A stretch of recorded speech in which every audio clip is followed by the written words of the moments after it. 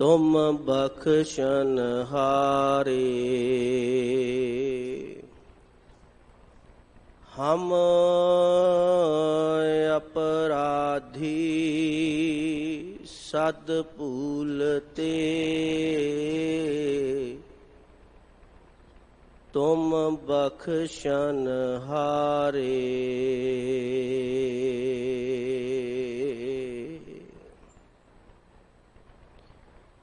चवर छतर तख्त दे मालक गुरता गद्दी ते सुभाएमान, निमाणियां दे मान सतगुरु, निताणियां दे तान सतगुरु, सांझी वालता दे प्रतीक मनुखता दे रहबर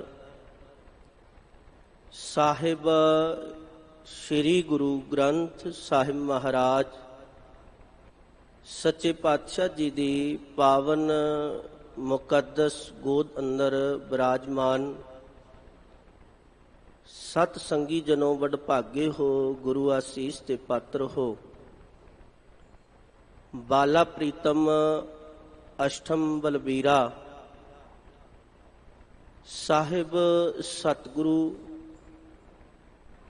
धन गुरु हरकृष्ण साहिब महाराज जी दे पावन पवित्र अस्थान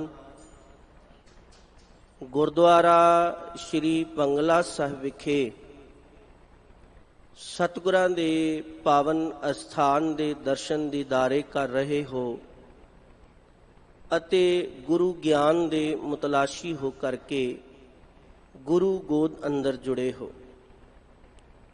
पावन अस्थान ते साहिब सतगुरु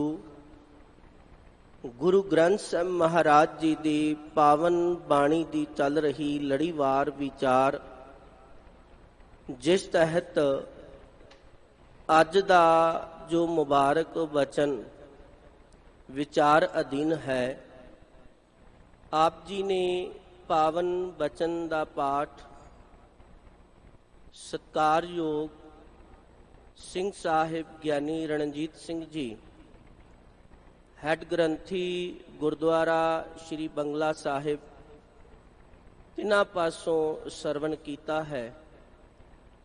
आओ भागां वालिओ, सतगुरु गुरु अमरदास महाराज जी दे ये मुबारक वचन जो कि माज राग दे अंदर साहिब श्री गुरु ग्रंथ साहिब महाराज जी दे मुबारक अंग 129 ਅਤੇ 30 उत्ते सुभाईमान है। इन्हां पावन बचनां दे अंदर गुरु अमरदास महाराज साडे ते की रहमतां बख्शिशां परोपकार कर रहे ने। पावन बचन दी विचार आरंभन तो पहला जिन्नियां भी संगतां गुरु दरबार विच हाज़र हन अते इलैक्ट्रॉनिक मीडियम दे माध्यम राहीं देशां विदेशां दे विच जुड़ करके सतगुरां दी पावन बाणी दा आनंद लै रहे हो, समूह संगत आसीस बख्शो।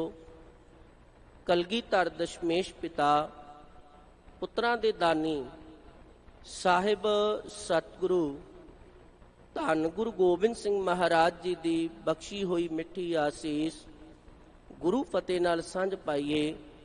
रसना नू करो पवित्र, आसीस बख्शो गज के आखो जी। वाहिगुरु जी का खालसा, वाहिगुरु जी की फतेह। अज दे मुबारक बचन दे अंदर साहिब सतगुरु गुरु अमरदास महाराज जी ने उस अकाल पुरख वाहिगुरु जी दे स्वरूप नूं बयान कीता है अते महाराज ने ये समझाउण दा जतन कीता है कि सिख दा रब किहड़ा है, उस दे नाल जुड़िया किवें जाएगा, किवें उस मालिक वाहिगुरु की प्राप्ति हुंदी है। ते जेड़े उस मालिक वाहिगुरू दे नाल जुड़ गए, ਉਹਨਾਂ ਦੇ ਜੀਵਨ ਵਿੱਚ ਕੀ ਆਨੰਦ ਬਣਿਆ ਤੇ ਜਿਹੜੇ ਗੁਰੂ ਤੋਂ ਟੁੱਟ ਜਾਂਦੇ ਨੇ ਉਹਨਾਂ ਦੇ ਜੀਵਨ ਦੀ ਹਾਲਾਤ ਕੀ ਹੈ। ਸਤਿਗੁਰੂ ਗੁਰੂ ਅਮਰਦਾਸ ਮਹਾਰਾਜ ਜੀ ਨੇ ਅੱਜ ਦੇ ਮੁਬਾਰਕ ਬਚਨ ਅੰਦਰ ਇਹ ਬਖਸ਼ਿਸ਼ ਕੀਤੀ ਹੈ।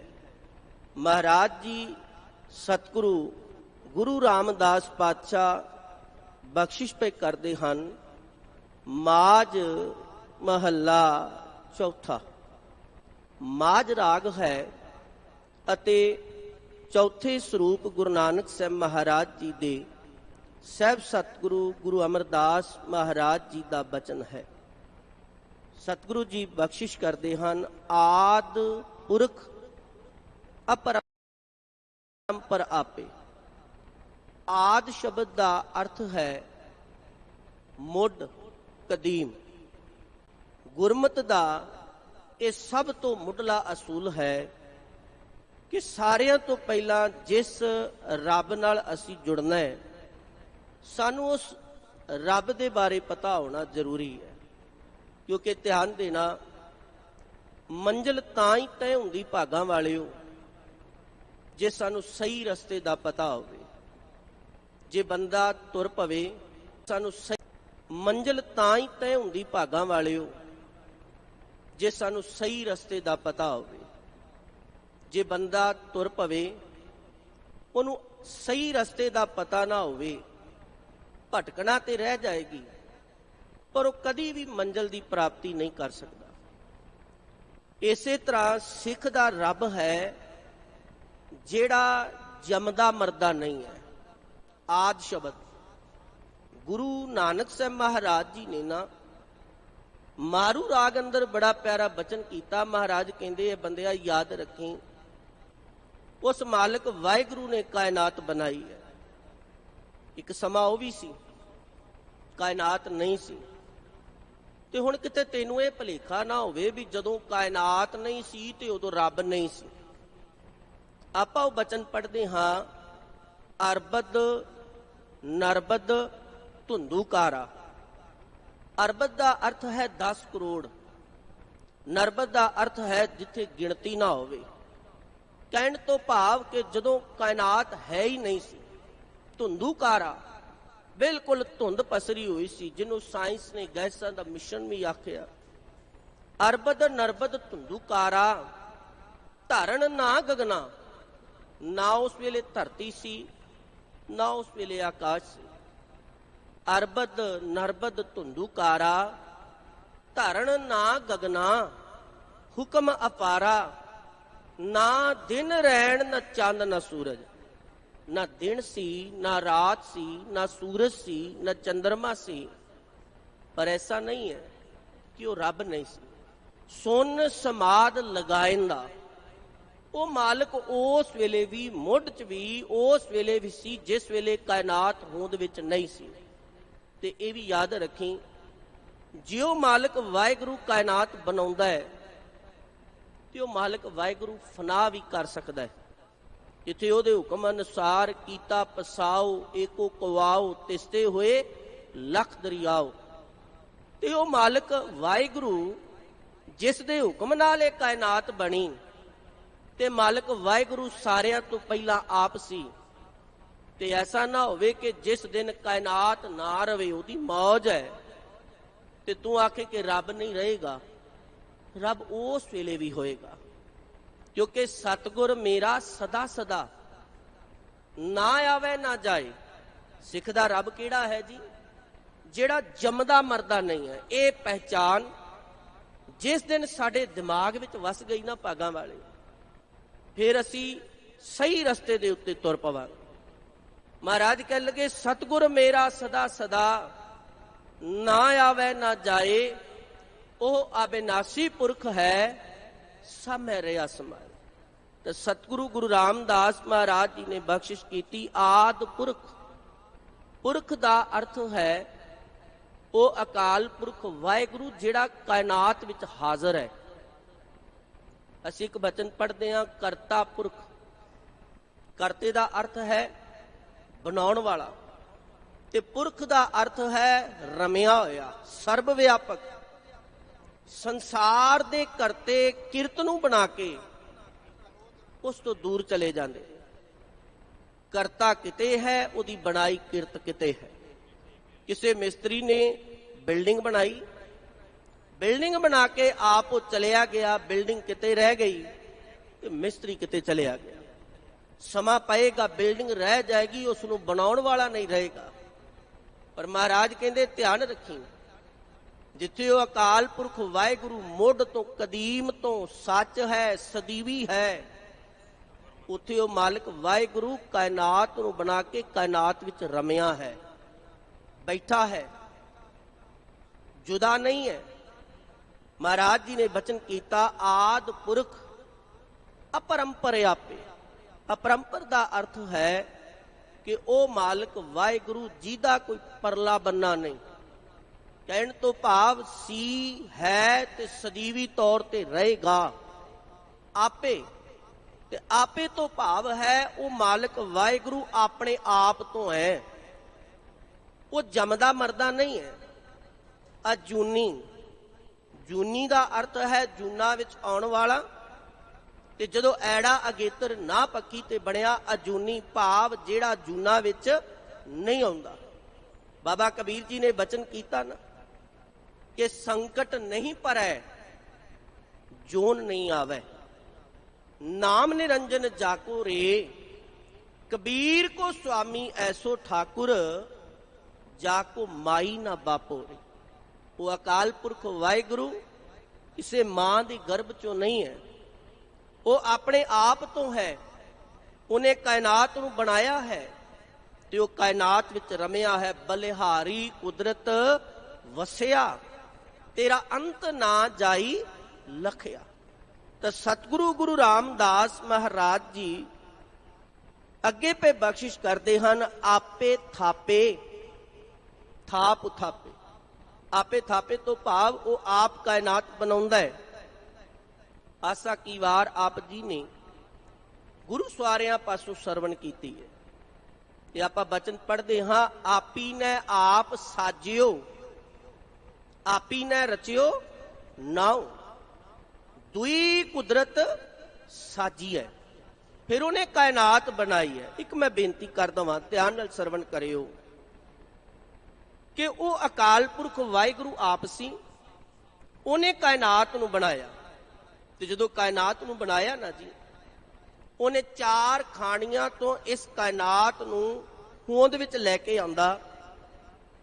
ਅੰਡਜ, ਜੇਰਜ, ਸੇ ਤਜ ਕੀਨੀ, ਉਤ ਭੁਜ ਖਾਨ ਬਹੁਰ ਰਚ ਦੀਨੀ। ਅੰਡਜ ਤੋਂ ਭਾਵ ਹੈ ਸੰਸਾਰ ਤੇ ਜਿੰਨੇ ਵੀ ਪੰਛੀ ਹਨ ਜੀ, ਇਹ ਸਾਰੇ ਅੰਡਜ ਖਾਣੀ ਦੀ ਪੈਦਾਇਸ਼ ਹਨ, ਅੰਡੇ ਤੋਂ ਪੈਦਾ ਹੁੰਦੇ। ਜੇਰਜ ਤੋਂ ਭਾਵ ਹੈ ਜੇਰ ਤੋਂ, ਵੀਰਜ ਤੋਂ, ਪਾਣੀ ਤੋਂ ਪੈਦਾ ਹੋਣ ਵਾਲੇ। ਤੇ ਜਿੰਨੇ ਵੀ ਸੰਸਾਰ ਦੇ ਪਸ਼ੂ ਹਨ ਤੇ ਮਨੁੱਖ, ਅਸੀਂ ਜੇਰ ਖਾਣੀ ਦੀ ਪੈਦਾਇਸ਼ ਹਾਂ। ਸੇਤਜ, ਸੇਤਜ ਦਾ ਅਰਥ ਹੈ ਸਮੇਂ ਦਾ ਪ੍ਰਭਾਵ, ਨਮੀ। ਮੀਂਹ ਪਿਆ, ਧਰਤੀ 'ਚ ਗਡੋਏ ਨਿਕਲ ਆਏ, ਸਿਰ 'ਚ ਗਰਮੀ ਹੋ ਗਈ ਤੇ ਜੂਆਂ ਪੈ ਗਈਆਂ। ਲੱਕੜ ਨੂੰ ਘੁਣ ਲੱਗਾ ਤੇ ਉਹਦੇ ਅੰਦਰ ਵੀ ਜੀਵ ਪੈਦਾ ਹੋ ਗਏ। ਇਹ ਵੀ ਇੱਕ ਮਾਲਕ ਨੇ ਖਾਣੀ ਬਣਾਈ ਹੈ ਜਿਹਦੇ ਨਾਲ ਜੀਵ ਪੈਦਾ ਹੋ ਰਹੇ ਆ। ਤੇ ਚੌਥੀ ਖਾਣੀ ਹੈ ਉਤ ਭੁਜ। ਉਤ ਭੁਜ ਤੋਂ ਭਾਵ ਧਰਤੀ ਦੀ ਕੁੱਖ ਤੋਂ। ਜਿੰਨੇ ਵੀ ਸੰਸਾਰ ਦੀ ਬਨਾਸਪਤੀ ਹੈ, ਰੁੱਖ ਹਨ, ਭਾਗਾਂ ਵਾਲਿਓ, ਇਹ ਉਤ ਭੁਜ ਖਾਣੀ ਦੀ ਪੈਦਾਇਸ਼ ਹੈ। ਪਰ ਯਾਦ ਰੱਖਿਓ, ਕਿਉਂ ਅਸੀਂ ਕਿਸੇ ਆਕਾਰ ਨਾਲ ਨਹੀਂ ਜੁੜਨਾ? ਕਿਉਂ ਸਿੱਖ ਨੇ ਕਿਸੇ ਹੋਰ ਨਾਲ ਨਹੀਂ ਜੁੜਨਾ? ਇੱਕ ਨਾਲ ਕਿਉਂ ਜੁੜਨਾ ਹੈ? ਕਿਉਂਕਿ ਮਹਾਰਾਜ ਇੱਕ ਬੇਨਤੀ ਸਤਿਗੁਰੂ ਜੀ ਦੇ ਬਚਨਾਂ 'ਚ ਆਪਾਂ ਪੜ੍ਹਦੇ ਹਾਂ। ਮਹਾਰਾਜ ਕਹਿੰਦੇ ਯਾਦ ਰੱਖੀ, ਜਿਹੜੀ ਵੀ ਚੀਜ਼ ਸੰਸਾਰ ਤੇ ਬਣੀ ਹੈ ਨਾ, ਉਹਨੇ ਇੱਕ ਨਾ ਇੱਕ ਦਿਨ ਨਾਸ਼ ਹੋਣਾ ਹੈ। ਆਪਾਂ ਬਚਨ ਪੜ੍ਹਦੇ ਹਾਂ, ਜੋ ਉਪਜਿਓ ਸੋ ਬਿਨਸ ਹੈ, ਪਰੋ ਆਜ ਕਹਿ ਕਾਲ। ਜਿਹੜੀ ਵੀ ਚੀਜ਼ ਪੈਦਾ ਹੋਈ ਹੈ, ਜਿਹੜਾ ਵੀ ਦਿਸਦਾ ਪਸਾਰਾ ਹੈ, ਉਹ ਅੱਜ ਹੈ, ਸਮਾਂ ਪੈ ਕੇ ਨਾਸ਼ ਹੋ ਜਾਏਗਾ। ਤੇ ਪਿਆਰਿਓ, ਜੇ ਕਿਸੇ ਰੁੱਖ ਨੂੰ ਰੱਬ ਮੰਨਿਆ, ਜੇ ਕਿਸੇ ਪੰਛੀ ਨੂੰ ਰੱਬ ਮੰਨਿਆ, ਜੇ ਕਿਸੇ ਰੁੱਖ ਨੂੰ ਰੱਬ ਮੰਨਿਆ, ਜੇ ਕਿਸੇ ਮਨੁੱਖ ਨੂੰ ਰੱਬ, ਪਸ਼ੂ ਨੂੰ ਰੱਬ ਮੰਨਿਆ, ਤੇ ਜਦੋਂ ਨਹੀਂ ਰਹੇਗਾ ਤੇ ਫਿਰ ਕੀ ਆਖਾਂਗੇ? ਰੱਬ ਨਹੀਂ ਰਿਹਾ। ਫਿਰ ਕੀ ਆਖਾਂਗੇ? ਜੀ ਸਾਡਾ ਰੱਬ ਮਰ ਗਿਆ। ਪਰ ਨਹੀਂ, ਰੱਬ ਦੀ ਪਹਿਚਾਨ ਕੀ ਹੈ? ਸਤਿਗੁਰ ਮੇਰਾ ਸਦਾ ਸਦਾ। ਉਹ ਤਾਂ ਸਦੀਵੀ ਤੌਰ ਤੇ ਰਹਿਣ ਵਾਲਾ ਹੈ। ਹਰ ਰੋਜ਼ ਆਪਾਂ ਜਿਸ ਵੇਲੇ ਅੰਮ੍ਰਿਤ ਵੇਲੇ ਨਿਤਨੇਮ ਕਰਦੇ ਹਾਂ, ਧੰਨ ਗੁਰੂ ਨਾਨਕ ਸਾਹਿਬ ਮਹਾਰਾਜ ਜੀ ਕਿੰਨਾ ਪਿਆਰਾ ਸਤਿਗੁਰੂ ਸਾਨੂੰ ਸਮਝਾਉਂਦੇ ਹੈ। ਜਿੱਥੇ ਮਹਾਰਾਜ ਕਹਿੰਦੇ ਹੋ ਹੀ ਨਹੀਂ ਸਕਦਾ ਕਿ ਕੋਈ ਰੱਬ ਨੂੰ ਥਾਪ ਦੇ ਤੇ ਆਖੇ ਜੀ ਅੱਜ ਤੋਂ ਰੱਬ ਹੈ। ਕਹਿੰਦੇ ਨਹੀਂ, ਰੱਬ ਕਦੀ ਵੀ ਥਾਪਿਆ ਨਹੀਂ ਜਾਂਦਾ। ਰੱਬ ਕਿਸੇ ਦੇ ਬਣਾਇਆ ਬਣਦਾ ਨਹੀਂ। ਤੇ ਧਿਆਨ ਰੱਖਿਓ, ਜੇ ਕਿਸੇ ਨੂੰ ਰੱਬ ਥਾਪ ਦਿੱਤਾ ਤੇ ਆਖਿਆ ਜੀ ਅੱਜ ਤੋਂ ਇਹ ਰੱਬ ਹੈ, ਫਿਰ ਤੇ ਇਹ ਕਹਿਣਾ ਪਏਗਾ ਬੰਦੇ ਨੇ ਰੱਬ ਬਣਾਇਆ। ਰੱਬ ਨੇ ਬੰਦੇ ਨੂੰ ਨਹੀਂ ਬਣਾਇਆ। ਮੇਰੀ ਬੇਨਤੀ ਨੂੰ ਫਿਰ ਸਰਵਿਸ ਕਰਿਓ। ਜੇ ਕਿਸੇ ਵੀ ਦਿਸਦੇ ਪਸਾਰੇ ਦੀ ਕਿਸੇ ਵੀ ਚੀਜ਼ ਨੂੰ, ਪੱਥਰ ਨੂੰ, ਰੁੱਖ ਨੂੰ, ਪਸ਼ੂ ਨੂੰ ਆਖ ਦਿੱਤਾ ਜੀ ਇਹ ਰੱਬ ਹੈ, ਇਹਨੂੰ ਥਾਪ ਦਿੱਤਾ ਜੀ ਅੱਜ ਤੋਂ ਇਹ ਸਾਡਾ ਰੱਬ ਹੈ, ਤੇ ਮਹਾਰਾਜ ਕਹਿ ਲਗੇ ਫਿਰ ਤੇ ਇਹ ਕਹਿਣਾ ਪਏਗਾ ਬੰਦਿਆ ਤੂੰ ਰੱਬ ਦੀਆਂ ਡਿਗਰੀਆਂ ਦਿੰਦਾ ਫਿਰਦਾ। ਨਹੀਂ, ਰੱਬ ਨੇ ਸਾਨੂੰ ਬਣਾਇਆ। ਬਣਾਉਣ ਵਾਲਾ ਵੱਡਾ ਹੁੰਦਾ ਹੈ, ਉਹਦੀ ਬਣਾਈ ਕਿਰਤ ਛੋਟੀ ਹੁੰਦੀ। ਫਿਰ ਤਾਂ ਕਹਿਣਾ ਪਏਗਾ ਰੱਬ ਬੰਦੇ ਤੋਂ ਛੋਟਾ ਹੋ ਗਿਆ। ਮਹਾਰਾਜ ਕਹਿ ਲਗੇ ਇਸ ਕਰਕੇ ਯਾਦ ਰੱਖੀ ਸਿੱਖਾ, ਜਿਸ ਰੱਬ ਨਾਲ ਤੂੰ ਜੁੜਨਾ ਹੈ, ਇਹ ਗੁਰਮਤ ਦਾ ਮੁੱਢਲਾ ਸਿਧਾਂਤ ਹੈ। ਭਾਗਾਂ ਵਾਲਿਓ, ਮਹਾਰਾਜ ਜੀ ਬਚਨ ਕਰਦੇ ਨੇ, ਥਾਪਿਆ ਨਾ ਜਾਏ, ਕੀਤਾ ਨਾ ਹੋਏ, ਆਪੇ ਆਪ ਨਿਰੰਜਨ ਸੋਏ। ਉਹ ਆਪਣੇ ਆਪ ਤੋਂ ਹੈ, ਉਹਨੂੰ ਕੋਈ ਬਣਾ ਨਹੀਂ ਸਕਦਾ। ਤਾਂ ਮਹਾਰਾਜ ਜੀ ਨੇ ਰਹਿਮਤ ਕੀਤੀ ਕਿ ਆਪੇ ਥਾਪੇ, ਉਹ ਆਪ ਕਾਇਨਾਤ ਬਣਾਉਂਦਾ ਹੈ। ਉਹਨੇ ਸੰਸਾਰ ਦੇ ਵਿੱਚ ਇੱਕ ਐਸੀ ਲਗਾਤਾਰ ਵਿਧੀ ਵਿਧਾਨ ਬਣਾ ਦਿੱਤਾ ਹੈ। ਸੰਸਾਰਕ ਤੌਰ ਤੇ ਨਾ ਭਾਗਾਂ ਵਾਲਿਓ, ਘਰ ਦੇ ਵਿੱਚ ਰਾਸ਼ਨ ਪਾਈਏ ਨਾ ਤੇ 1 ਮਹੀਨੇ ਬਾਅਦ 15 ਦਿਨਾਂ ਬਾਅਦ ਉਹ ਰਾਸ਼ਨ ਮੁੱਕ ਜਾਂਦਾ ਤੇ ਫਿਰ ਲੈ ਕੇ ਆਇਆ ਜਾਂਦਾ। ਔਰ ਉਹ ਮਾਲਕ ਵਾਹਿਗੁਰੂ ਨੇ ਕੈਸੀ ਕੰਟੀਨਿਊਟੀ ਇਸ ਸੰਸਾਰ 'ਚ ਬਣਾ ਦਿੱਤੀ। ਜੀਵ ਆਈ ਵੀ ਜਾਂਦੇ ਨੇ, ਜੀਵ ਜਾਈ ਵੀ ਜਾਂਦੇ ਨੇ। ਜਿਸ ਦਾ ਸਮਾਂ ਆਇਆ ਉਹ ਚਲਿਆ ਗਿਆ। ਜੰਮਣ ਮਰਨਾ ਹੁਕਮ ਹੈ, ਭਾਣੇ ਆਵੇ ਜਾਏ, ਉਹਦਾ ਨਿਯਮ ਚੱਲ ਰਿਹਾ। ਆਪੇ ਥਾਪੇ ਆਪ ਬਣਾ ਵੀ ਰਿਹਾ। ਆਪ ਜੀ ਨੇ ਬਚਨ ਪੜਿਆ, ਆਪੇ ਸਾਜੇ ਕਰੇ ਆਪ, ਜਾਏ ਭੇ ਰੱਖੇ ਆਪ, ਤਿਸ ਵਿੱਚ ਜੰਤ ਉਪਾਏ ਕੈ, ਦੇਖੈ ਥਾਪ ਉਥਾਪ। ਉਹ ਬਣਾਉਂਦਾ ਵੀ ਹੈ, ਉਹ ਨਾਸ਼ ਵੀ ਕਰਦਾ ਹੈ। ਮਹਾਰਾਜ ਜੀ ਨੇ ਬਚਨ ਬਖਸ਼ਿਸ਼ ਕੀਤੇ, ਆਪੇ ਥਾਪੇ ਥਾਪ ਉਥਾਪੇ, ਸਭ ਮੈਂ ਵਰਤੈ ਏਕੋ ਸੋਈ। ਤੇ ਸਾਰਿਆਂ ਵਿੱਚੋਂ ਮਾਲਕ ਵਾਹਿਗੁਰੂ ਦੀ ਰੌਂ ਚੱਲ ਰਹੀ ਹੈ। ਉਹ ਅਕਾਲ ਪੁਰਖ ਵਾਹਿਗੁਰੂ ਇਸ ਤਰ੍ਹਾਂ ਸੁਭਾਇਮਾਨ ਹੈ। ਸਭ ਗੋਬਿੰਦ ਹੈ, ਸਭ ਗੋਬਿੰਦ ਹੈ, ਗੋਬਿੰਦ ਬਿਨ ਨਹੀਂ ਕੋਈ। ਸੂਤ ਏਕ ਮਨ ਸਤ ਸਹੰਸ ਜੈਸੇ, ਓਤ ਪੋਤ ਪ੍ਰਭ ਸੋਈ। ਮਹਾਰਾਜ ਕਹਿੰਦੇ ਜਿਵੇਂ ਧਾਗਾ ਇੱਕ ਹੈ ਤੇ ਉਹਦੇ ਵਿੱਚ ਪਰੋਏ ਹੋਏ ਮਣਕੇ ਸੈਂਕੜੇ ਨੇ, ਤੇ ਉਹ ਸਾਰੇ ਇੱਕ ਦੂਜੇ ਨਾਲ ਜੁੜੇ ਹੋਏ ਨੇ ਤਾਣੇ ਪੇਟੇ ਦੇ ਨਾਲ। ਬਿਲਕੁਲ ਐਵੇਂ ਉਹ ਮਾਲਕ ਨੇ ਕਾਇਨਾਤ ਬਣਾਈ ਤੇ ਉਹ ਕਾਇਨਾਤ ਨੂੰ ਬਣਾ ਕੇ ਲਾਂਭੇ ਨਹੀਂ ਹੋਇਆ, ਕਾਇਨਾਤ ਦੇ ਵਿੱਚ ਹੈ। ਸਭ ਨਦਰੀ ਹੇਠ ਚਲਾ ਜਾਂਦਾ, ਸਾਰਿਆਂ ਨੂੰ ਆਪਣੀ ਨਿਗਾਹ ਵਿੱਚ ਰੱਖਿਆ ਹੋਇਆ। ਕਦੀ ਹੋਇਆ ਕਿ ਉਹ ਮਾਲਕ ਵਾਹਿਗੁਰੂ ਨੇ ਕਿਸੇ ਮਨੁੱਖ ਨੂੰ ਬਣਾਇਆ ਫਿਰ ਉਹ ਭੁੱਲ ਗਿਆ, ਉਹ ਮਰੇ ਹੀ ਨਹੀਂ, ਰੱਬ ਦੇ ਧਿਆਨ 'ਚ ਨਹੀਂ। ਸੰਸਾਰਕ ਤੌਰ ਤੇ ਨੂੰ ਸਮਝੀਏ, ਕੋਈ ਬੰਦਾ ਕੋਈ ਫੈਕਟਰੀ ਚਲਾਵੇ, ਬੰਦਾ ਕੋਈ ਕਾਰਖਾਨਾ ਚਲਾਵੇ ਤੇ ਬੰਦੇ 50 ਹੋ ਜਾਣ ਤੇ ਕਹਿੰਦਾ ਹੁਣ ਇੱਕ ਸੁਪਰਵਾਈਜ਼ਰ ਲਾਉਣਾ ਪਏਗਾ, ਇਹਦੇ ਉੱਤੇ ਇੱਕ ਜਿਹੜਾ ਹੈ ਫੋਰਮੈਨ ਹੋਏਗਾ, ਕਿਉਂਕਿ ਸਾਰਿਆਂ ਦੀ ਨਿਗਾਹ ਰੱਖਣੀ ਹੈ। ਪਰ ਉਹ ਅਕਾਲ ਪੁਰਖ ਵਾਹਿਗੁਰੂ ਜਿਨੇ ਸਾਰੀ ਕਾਇਨਾਤ ਬਣਾਈ ਹੈ, ਤੇ ਅਕਾਲ ਪੁਰਖ ਵਾਹਿਗੁਰੂ ਮਹਾਰਾਜ ਸਾਰਿਆਂ ਨੂੰ ਆਪਣੀ ਨਿਗਾਹ ਵਿੱਚ ਰੱਖੀ ਬੈਠਾ ਹੈ। ਜਿਹਦਾ ਸਮਾਂ ਆ ਰਿਹਾ ਹੈ ਉਹ ਤੁਰਿਆ ਜਾ ਰਿਹਾ ਹੈ, ਕਿਸੇ ਨੂੰ ਪੈਦਾ ਕਰ ਰਿਹਾ ਹੈ, ਕਿਸੇ ਨੂੰ ਫਨਾ ਕਰ ਰਿਹਾ ਹੈ। ਔਰ ਇੱਕ ਉਹ ਮਾਲਕ ਵਾਹਿਗੁਰੂ ਜਿਸ ਤਰ੍ਹਾਂ ਸਗਲ ਬਨਸਪਤ ਮਹਿ ਬੈ ਸੰਤਰ, ਸਾਰੀ ਬਨਾਸਪਤੀ ਦੇ ਵਿੱਚ ਅੱਗ ਹੈ, ਸਗਲ ਦੂਧ ਮੈਂ ਘੀਆ, ਦੁੱਧ ਵਿੱਚ ਘਿਓ ਹੈ। ਇਸੇ ਤਰ੍ਹਾਂ ਊਚ ਨੀਚ ਮੈਂ ਜੋਤ ਸਮਾਣੀ, ਘਟ ਘਟ ਮਾਧੋ ਜੀਆ। ਧਿਆਨ ਰੱਖਣਾ ਭਾਗਾਂ ਵਾਲੇ, ਉਸ ਰੱਬ ਦੀ ਹੋਂਦ ਨੂੰ ਸਮਝਣਾ ਕਿੰਨਾ ਕੁ ਔਖਾ ਹੈ ਜੀ। ਤੁਸੀਂ ਤੱਕ ਕੇ ਵੇਖੋ, ਮਾਲਕ ਵਾਹਿਗੁਰੂ ਨੇ ਆ ਸੰਸਾਰਿਕ ਚਿੱਤਰ ਬਣਾਏ, ਇੱਕ ਸੰਸਾਰ ਬਣਾਇਆ ਆ ਗੁਰਮਤ ਦੇ ਵਿੱਚ ਤਸਵੀਰਾਂ ਦੀ ਬਿਲਕੁਲ ਮਨਾਹੀ ਹੈ, ਇਹ ਮਨਮਤ ਹੈ। ਸਿੱਖ ਰਹਿਤ ਮਰਿਆਦਾ ਦੇ ਅੰਦਰ ਬੜਾ ਸਾਫ਼ ਲਿਖਿਆ ਹੈ ਕਿ ਤਸਵੀਰ ਨੂੰ ਸਿੱਖ ਨਹੀਂ ਪੂਜਦਾ, ਇਹ ਮਨਮਤ ਹੈ। ਮੈਂ ਇੱਕ ਉਦਾਹਰਨ ਦੇ ਕੇ ਗੱਲ ਕਰ ਰਿਹਾ। 10 ਕਾਲਪਨਿਕ ਤਸਵੀਰਾਂ ਇੱਕ ਬਣਾਉਣ ਵਾਲੇ ਚਿੱਤਰਕਾਰ ਨੇ ਬਣਾਈਆਂ ਤੇ ਉਹਦੇ ਵਿੱਚ ਉਹ ਫਰਕ ਨਹੀਂ ਰੱਖ ਸਕਿਆ, ਲੇਖਾ ਲੱਗ ਜਾਂਦਾ ਹੈ ਉਹਦੀ ਨਿਗਾਹ ਵਿੱਚ, ਉਹਦੀ ਨਜ਼ਰ ਵਿੱਚ। ਗੁਰਮਤ ਪ੍ਰਵਾਨ ਨਹੀਂ ਕਰਦੀ, ਮੈਂ ਵਾਰ-ਵਾਰ ਬੇਨਤੀ ਕਰ ਰਿਹਾ।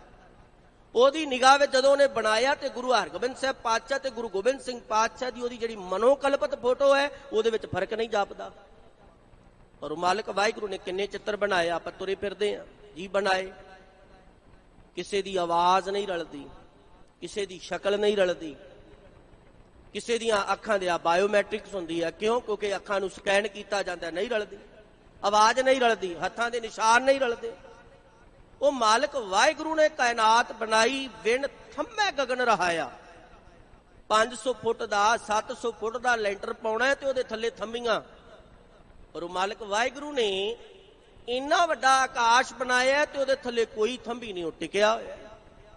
ਇਸ ਕਰਕੇ ਮਹਾਰਾਜ ਕਹਿ ਲੱਗੇ ਉਹ ਬਣਾਉਂਦਾ ਵੀ ਹੈ, ਉਹ ਫਨਾ ਵੀ ਕਰਦਾ ਹੈ ਤੇ ਉਹ ਮਾਲਕ ਵਾਹਿਗੁਰੂ ਰਮਿਆ ਹੋਇਆ ਹੈ। ਬੰਦਾ ਕਿਹਨੂੰ ਆਖਦੇ ਆ ਜੀ? ਸਰੀਰ ਨੂੰ। ਯਾਦ ਰੱਖੀ, ਜਦ ਅਸੀਂ ਉਸੇ ਬੰਦੇ ਲਈ ਸ਼ਬਦ ਵਰਤੀਏ ਜੀ, ਇਹ ਚੜ੍ਹਾਈ ਕਰ ਗਿਆ, ਇਹ ਸੰਸਾਰ ਤੋਂ ਚਲਿਆ ਗਿਆ, ਸਾਨੂੰ ਛੱਡ ਗਿਆ।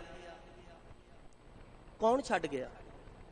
ਜੇ ਸਰੀਰ ਬੰਦਾ ਹੈ ਤੇ ਪਿਆਰਿਓ, ਸਰੀਰ ਤੇ ਉਦੋਂ ਵੀ ਹੁੰਦਾ ਜਦੋਂ ਅਸੀਂ ਉਹ ਸ਼ਬਦ ਵਰਤ ਰਹੇ ਹੁੰਨੇ ਆ ਵੀ ਇਹ ਚਲਿਆ ਗਿਆ, ਚੜ੍ਹਾਈ ਕਰ ਗਿਆ, ਇਹ ਰਿਹਾ ਨਹੀਂ ਜੀ, ਸਾਨੂੰ ਛੱਡ ਗਿਆ। ਉਹ ਕਿਹੜੀ ਚੀਜ਼ ਹੈ ਜੀ? ਉਸ ਮਾਲਕ ਵਾਹਿਗੁਰੂ ਨੇ ਵਿਧੀ ਵਿਧਾਨ ਦੇ ਨਾਲ ਜੋ ਇਹਦੇ ਵਿੱਚ ਰੌਂ ਪਾਈ ਹੋਈ ਸੀ, ਜੋ ਇਸ ਮਿੱਟੀ ਦੇ ਪੁਤਲੇ ਨੂੰ ਤੋਰੀ ਫਿਰਦੀ ਸੀ, ਜਿਹਦੇ ਕਰਕੇ ਗੱਲਾਂ ਕਰੀ ਜਾਂਦਾ ਸੀ, ਬੋਲੀ ਜਾਂਦਾ ਸੀ, ਜਿਹਨੂੰ ਗੁਰਮਤ ਵਿੱਚ ਆਤਮਾ ਵੀ ਆਖਿਆ, ਜਿੰਦ ਵੀ ਆਖਿਆ, ਪ੍ਰਾਣ ਵੀ ਆਖਿਆ। ਮਾਲਕ ਵਾਹਿਗੁਰੂ ਨੇ ਉਹ ਪਾਈ ਹੋਈ ਹੈ ਤੇ ਬੰਦਾ ਤੁਰਿਆ ਫਿਰਦਾ ਹੈ। ਜਦੋਂ ਖਿੱਚ ਲਵੇ ਤੇ ਪਲ ਵਿੱਚ ਤੁਰਦਾ ਫਿਰਦਾ ਉਹ ਬੰਦਾ ਮਿੱਟੀ ਦੀ ਢੇਰੀ। ਇਸ ਕਰਕੇ ਮਹਾਰਾਜ ਕਹਿ ਲਗੇ ਆਪੇ ਥਾਪ ਉਥਾਪੇ ਸਭ ਮੈਂ ਵਰਤੈ ਏਕੋ ਸੋਈ, ਗੁਰਮੁਖ ਸ਼ੋਭਾ ਪਾਵਨਿਆ। ਗੁਰਮੁਖ ਦਾ ਅਰਥ ਹੈ ਗੁਰੂ ਦੇ ਸਨਮੁਖ ਹੋ ਕੇ। ਜਦੋਂ ਉਸ ਮਾਲਕ ਵਾਹਿਗੁਰੂ ਦੀ ਹੋਂਦ ਨੂੰ ਬੰਦਾ ਸਵੀਕਾਰ ਕਰ ਲਏ ਤੇ ਉਸ ਮਾਲਕ ਵਾਹਿਗੁਰੂ ਨਾਲ ਜੁੜ ਜਾਏ, ਉਸ ਦੀ ਬਾਣੀ ਨਾਲ ਜੁੜ ਜਾਏ, ਫਿਰ ਕੀ ਹੁੰਦਾ ਜੀ? ਸ਼ੋਭਾ ਪਾਵਨਿਆ। ਉਹ ਗੁਰੂ ਦੀ ਨਿਗਾਹ ਵਿੱਚ ਵੀ ਪ੍ਰਵਾਨ ਹੈ, ਉਹ ਸੰਸਾਰ ਦੀ ਨਿਗਾਹ ਦੇ ਵਿੱਚ ਵੀ ਪ੍ਰਵਾਨ ਹੋ ਜਾਂਦਾ ਹੈ। ਹਉ ਵਾਰੀ ਜੀਓ ਵਾਰੀ, ਨਿਰੰਕਾਰੀ ਨਾਮ ਧਿਆਵਣਿਆ। ਮਹਾਰਾਜ ਜੀ ਨੇ ਅੱਗੇ ਰਹਿਮਤਾਂ ਕੀਤੀਆਂ, ਮੈਂ ਕੁਰਬਾਨ ਹਾਂ ਉਸ ਤੋਂ। ਕਿਸ ਤੋਂ ਜੀ? ਨਿਰੰਕਾਰੀ। ਮੈਂ ਫਿਰ ਬੇਨਤੀ ਕਰਦੇ ਹਾਂ, ਕਿਸੇ ਆਕਾਰ ਨਾਲ ਅਸੀਂ ਨਹੀਂ ਜੁੜਨਾ, ਕਿਸੇ ਤਸਵੀਰ ਨਾਲ ਅਸੀਂ ਨਹੀਂ ਜੁੜਨਾ। ਮਾਲਕ ਵਾਹਿਗੁਰੂ ਜੀ ਆਖਣ ਲੱਗੇ ਨਿਰੰਕਾਰੀ, ਉਹ ਅਕਾਲ ਪੁਰਖ ਵਾਹਿਗੁਰੂ ਜਿਹੜਾ ਆਕਾਰ ਤੋਂ ਰਹਿਤ ਹੈ। ਜਦੋਂ ਉਹਦੀ ਹੋਂਦ ਨਾਲ, ਉਹਦੇ ਹੋਣ ਦਾ ਅਹਿਸਾਸ ਤੇਰੇ ਹਿਰਦੇ ਵਿੱਚ ਵਸ ਜਾਏਗਾ, ਮਾਲਕ ਵਾਹਿਗੁਰੂ ਕਹਿਣ ਲੱਗੇ ਮੈਂ ਉਹਨਾਂ ਤੋਂ ਬਲਿਹਾਰ ਹਾਂ, ਉਹਨਾਂ ਤੋਂ ਕੁਰਬਾਨ ਹਾਂ। ਅੱਗੇ ਮਹਾਰਾਜ ਜੀ ਨੇ ਰਹਿਮਤਾਂ ਕੀਤੀਆਂ, ਤਿਸ ਰੂਪ ਨਾ ਰੇਖਿਆ, ਘਟ ਘਟ ਦੇਖਿਆ। ਉਹ ਅਕਾਲ ਪੁਰਖ ਵਾਹਿਗੁਰੂ ਜਿਹੜਾ ਨਿਰਗੁਣ ਸਰੂਪ ਵਿੱਚ ਵੀ ਹੈ, ਜਿਹੜਾ ਸਰਗੁਣ ਸਰੂਪ ਵਿੱਚ ਵੀ ਹੈ। ਬਚਨ ਪੜ੍ਹਦੇ ਹਾਂ ਸਤਿਗੁਰੂ ਗੁਰੂ ਅਰਜਨ ਸਾਹਿਬ ਮਹਾਰਾਜ ਜੀ ਦੇ ਸਰਗੁਣ, ਨਿਰਗੁਣ, ਨਿਰੰਕਾਰ। ਸਰਗੁਣ ਕੀ ਹੈ ਜੀ? ਮਾਲਕ ਵਾਹਿਗੁਰੂ ਨੇ ਕਾਇਨਾਤ ਬਣਾਈ ਹੈ, ਇਹ ਦਿਖਦਾ ਪਸਾਰਾ ਸਰਗੁਣ ਸਰੂਪ ਹੈ ਉਸ ਮਾਲਕ ਵਾਹਿਗੁਰੂ ਦਾ। ਨਿਰਗੁਣ ਹੈ ਜਿਹੜਾ ਦਿਖਦਾ ਨਹੀਂ, ਜਿਹਨੂੰ ਮਹਿਸੂਸ ਕੀਤਾ ਜਾਂਦਾ ਹੈ। ਮੈਂ ਪਹਿਲਾਂ ਬੇਨਤੀ ਕੀਤੀ ਕਿ ਬੜਾ ਕੁਝ, ਕਿਉਂਕਿ ਤਰਕਵਾਦੀ ਬੰਦਾ ਨਾ ਹਰ ਗੱਲ ਤੇ ਤਰਕ ਕਰਦਾ ਹੈ, ਪਰ ਧਿਆਨ ਰੱਖਿਓ ਬੜਾ ਕੁਝ ਐਸਾ ਹੈ ਜਿਹੜਾ ਬੰਦਾ ਜਿਉਂਦਿਆਂ ਜੀ ਮਹਿਸੂਸ ਕਰਦਾ ਹੈ। ਮੈਂ ਇੱਕ ਬੜੀ ਵਿਦਵਾਨ ਦੀ ਗੱਲ ਪੜ੍ਹੀ, ਕਹਿੰਦੇ ਇੱਕ ਗੁਰਮੁਖ ਬੈਠਾ ਤੇ ਉਹਦੇ ਨਾਲ ਉਹਦਾ ਚੇਲਾ ਬੈਠਾ, ਉਹਦਾ ਸਾਥੀ ਬੈਠਾ, ਬਾਣੀ ਪੜ੍ਹਨ ਲੱਗ ਗਏ। ਤੇ ਜਦੋਂ ਬਾਣੀ ਪੜ੍ਹ ਕੇ ਨਾ ਹਟੇ ਤੇ ਗੁਰਮੁਖ ਦੇ ਸਹਿਜ ਸੁਭਾਏ ਇਹ ਆਵਾਜ਼ ਉਹਨੇ ਕੱਢ ਦਿੱਤੀ, ਕਹਿੰਦਾ ਅੱਜ ਬਹੁਤ ਆਨੰਦ ਆਇਆ, ਅੱਜ ਤੇ ਬੜਾ ਆਨੰਦ ਬਣਿਆ, ਮਾਲਕ ਦੇ ਦਰਸ਼ਨ ਹੋ ਗਏ। ਧਿਆਨ ਦੇਣਾ, ਵੈਸੇ ਅਸੀਂ ਵੀ ਨਾ ਇਸੇ ਕਰਕੇ ਆਕਾਰਾਂ ਤੇ ਸਰੀਰਾਂ ਦੀ ਪੂਜਾ ਵਿੱਚ ਪਏ ਆ ਵੀ ਸ਼ਾਇਦ ਰੱਬ ਵਿਖੇਗਾ। ਔਰ ਇਸੇ ਤਰ੍ਹਾਂ ਜਦੋਂ ਉਸ ਗੁਰਮੁਖ ਪਿਆਰੇ ਨੇ ਆਖਿਆ ਨਾ ਕਿ ਅੱਜ ਬੜਾ ਆਨੰਦ ਆਇਆ, ਅੱਜ ਤੇ ਰੱਬ ਦੇ ਦਰਸ਼ਨ ਹੋ ਗਏ, ਕੋਲ ਬੈਠਾ ਸਾਥੀ ਚੇਲਾ ਕਹਿਣ ਲੱਗਾ, ਕਹਿੰਦਾ ਮੈਂ ਵੀ ਇੱਥੇ ਬੈਠਾ, ਤੁਸੀਂ ਵੀ ਇੱਥੇ ਬੈਠੇ ਹੋ, ਮੈਨੂੰ ਤੇ ਕੁਝ ਦਿਖਿਆ ਨਹੀਂ, ਤੁਸੀਂ ਕਹਿੰਦੇ ਹੋ ਮੈਨੂੰ ਰੱਬ ਵੇਖ ਗਿਆ, ਮੈਨੂੰ ਦਰਸ਼ਨ ਹੋ ਗਏ। ਥੋੜੀ ਦੇਰ ਬਾਅਦ ਉਸ ਗੁਰਮੁਖ ਨੇ ਕੀ ਕੀਤਾ, ਇੱਕ ਵੱਟਾ ਚੁੱਕਿਆ ਤੇ ਆਪਣੇ ਉਸ ਚੇਲੇ ਦੇ ਪੈਰ ਤੇ ਮਾਰਿਆ। ਜਦੋਂ ਮਾਰਿਆ ਨਾ, ਕਹਿੰਦਾ ਪੀੜ ਬੜੀ ਹੁੰਦੀ ਹੈ। ਤੇ ਗੁਰਮੁਖ ਪਿਆਰਾ ਆਖਣ ਲੱਗਾ, ਲਿਆ ਭਾਈ ਵਿਖਾ, ਪੀੜ ਕਿਹੋ ਜਿਹੀ ਹੁੰਦੀ ਹੈ? ਰੱਬ ਦੀ ਪ੍ਰਾਪਤੀ ਗੁਣਾ ਨਾਲ ਹੈ, ਉਹਦਾ ਅਹਿਸਾਸ ਕਰਨਾ ਹੈ। ਜਿਵੇਂ ਭੁੱਖ ਨਹੀਂ ਵਿਖਾਈ ਜਾ ਸਕਦੀ, ਕੋਈ ਆਕੇ ਜੀ ਮੈਨੂੰ ਭੁੱਖ ਬੜੀ ਲੱਗੀ ਹੈ, ਵਿਖਾ ਸਕਦੇ ਆ ਜੀ ਵੀ ਆਹ ਵੇਖ ਮੈਨੂੰ ਆਹ ਇਦਾਂ ਦੀ ਭੁੱਖ ਹੈ। ਕੋਈ ਆਕੇ ਮੈਨੂੰ ਨੀਂਦ ਬੜੀ ਆਈ ਹੈ, ਨੀਂਦ ਵਿਖਾ ਸਕਦੇ ਆ। ਬਿਲਕੁਲ ਇਸੇ ਤਰ੍ਹਾਂ ਉਹ ਮਾਲਕ ਵਾਹਿਗੁਰੂ ਨਿਰਗੁਣ ਸਰੂਪ ਵਿੱਚ ਹੈ, ਉਹਨੇ ਕਾਇਨਾਤ ਬਣਾਈ ਹੈ। ਜਿੰਨੀ ਮਰਜ਼ੀ ਸਾਇੰਸ ਤਰੱਕੀ ਕਰ ਜਾਏ, ਮੈਂ ਇਹਦੇ ਤੋਂ ਮੁਨਕਰ ਨਹੀਂ ਆ, ਪਰ ਯਾਦ ਰੱਖਿਓ ਕਿ ਬੰਦੇ ਵਰਗਾ ਪੁਤਲਾ ਦੁਬਾਰਾ ਤਿਆਰ ਕਰ ਸਕਦੀ ਹੈ ਸਾਇੰਸ, ਹਾਂ ਰੋਬੋਟ ਬਣ ਜਾਏਗਾ, ਪਰ ਉਸ ਤਰ੍ਹਾਂ ਜੋ ਹੱਥ ਪੈਰ ਮਨੁੱਖ ਦੇ ਆਪਣੇ ਕੰਮ ਕਰਦੇ ਨੇ ਉਸੇ ਤਰ੍ਹਾਂ ਕਰ ਸਕੇਗਾ? ਉਹ ਵੀ ਕਿਸੇ ਬੈਟਰੀ ਦਾ, ਕਿਸੇ ਬਿਜਲੀ ਦਾ, ਕਿਸੇ ਚੀਜ਼ ਦਾ ਮੁਹਤਾਜ ਹੈ। ਔਰ ਉਹ ਰੱਬ ਨੇ, ਵਾਹਿਗੁਰੂ ਨੇ ਮਨੁੱਖ ਪੈਦਾ ਕੀਤਾ। ਜਿਹੜੇ ਅੰਗ ਮਨੁੱਖ ਨੂੰ ਮਾਲਕ ਨੇ ਦੇ ਦਿੱਤੇ, ਆ ਬਾਂਹ ਸਾਨੂੰ ਰੱਬ ਨੇ ਬਖਸ਼ਿਸ਼ ਕਰ ਦਿੱਤੀ। ਪਿਆਰਿਓ, ਜਦੋਂ ਨਾ ਰਵੇ ਤੇ ਫਿਰ ਨਕਲੀ ਬਾਂਹ ਲਾ ਦਿੰਦੇ ਨੇ ਕਿ ਉਹ ਨਕਲੀ ਬਾਂਹ ਇਸ ਅਸਲੀ ਬਾਂਹ ਦਾ ਮੁਕਾਬਲਾ ਕਰ ਸਕੇਗੀ। ਕਿਹੜੀ ਸੰਸਾਰ ਦੀ ਐਸੀ ਚੀਜ਼ ਹੈ ਕਿ ਇੱਕ ਬੂੰਦ ਤੋਂ, ਇੱਕ ਪਾਣੀ ਤੋਂ ਇੱਕ ਮਨੁੱਖ ਬਣ ਜਾਏ? ਪਰ ਆਪਾਂ ਪੜ੍ਹਦੇ ਆ, ਬਿੰਦ ਤੇ ਜਿੰਨ ਪਿੰਡ ਕੀ ਆ, ਉਸ ਮਾਲਕ ਵਾਹਿਗੁਰੂ ਨੇ ਬਣਾਇਆ। ਇਸ ਕਰਕੇ ਮਹਾਰਾਜ ਜੀ ਆਖਣ ਲੱਗੇ ਕਿ ਫਰੀਦਾ ਖਾਲਕ ਖਲਕ ਮੈਂ, ਖਲਕ ਵਸੈ ਰੱਬ ਮਾਏ। ਤਾਂ ਹੀ ਗੁਰਮਤ ਵਿੱਚ ਨਾ ਜੀ, ਵਿੱਚ ਦੁਨੀਆ ਸੇਵ ਕਮਾਈਆ ਦਾ ਸਿਧਾਂਤ ਹੈ ਕਿ ਇਹ ਖਲਕਤ ਵੀ ਉਸ ਮਾਲਕ ਵਾਹਿਗੁਰੂ ਦਾ ਅੰਸ਼ ਹੈ, ਉਹਦਾ ਨਿਰਗੁਣ ਸਰੂਪ, ਉਹਦਾ ਸਰਗੁਣ ਸਰੂਪ ਹੈ। ਕਿ ਜਦੋਂ ਤੂੰ ਇਹ ਖਲਕਤ ਦੀ ਸੇਵਾ ਕਰੇਗਾ, ਤੂੰ ਮਾਲਕ ਦੇ ਸਰਗੁਣ ਸਰੂਪ ਦੀ ਸੇਵਾ ਕਰੇਗਾ, ਦਿਖਦੇ ਪਸਾਰੇ ਦੀ। ਤੇ ਨਿਰਗੁਣ ਹੈ ਜਿਹੜਾ ਮਨੁੱਖ ਨੂੰ ਬਣਾਇਆ ਦਿੱਤਾ ਉਸ ਮਾਲਕ ਵਾਹਿਗੁਰੂ ਨੇ, ਉਹਦੇ ਵਿੱਚ ਜਿਹੜੀ ਰੌਂ ਪਾ ਦਿੱਤੀ, ਉਹਨੇ ਜਿਸ ਟੈਕਨੀਕ ਦੇ ਨਾਲ ਬਣਾ ਦਿੱਤਾ, ਉਹਨੇ ਸੂਰਜ ਚੰਦਰਮਾ ਉਹਦੇ ਹੁਕਮ ਵਿੱਚ ਚੱਲ ਰਹੇ ਨੇ। ਤਾਂ ਮਹਾਰਾਜ ਜੀ ਨੇ ਰਹਿਮਤਾਂ ਕੀਤੀਆਂ ਤੇ ਸਰੂਪ ਨਾ ਰੇਖਿਆ, ਸਰਗੁਣ ਨਿਰਗੁਣ ਨਿਰੰਕਾਰ ਸੁਨ ਸਮਾਧੀ ਆਪ, ਆਪਣ ਕੀਆ ਨਾਨਕਾ ਆਪੇ ਹੀ ਫਿਰ ਜਾ।